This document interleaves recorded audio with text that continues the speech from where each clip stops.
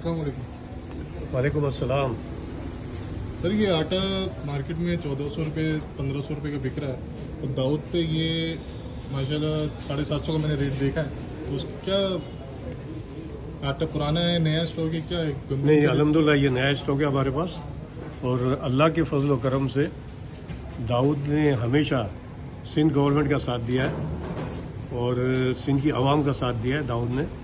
तो इंशाल्लाह इसी तरीके से हम साथ देते रहेंगे। हमें 1437-38 का आता है और हम अभी 750 का चला रहे हैं ये आटा। जी बिल्कुल। तो ये इंशाल्लाह गरीब आवाम के साथ हम खड़े रहेंगे। दाऊद मार्ट हमेशा हमारी तीनों ब्रांचें जो है वो गरीब आवाम के साथ खड़ी है और ज़िले इंतज़ामिया के साथ खड़ी है।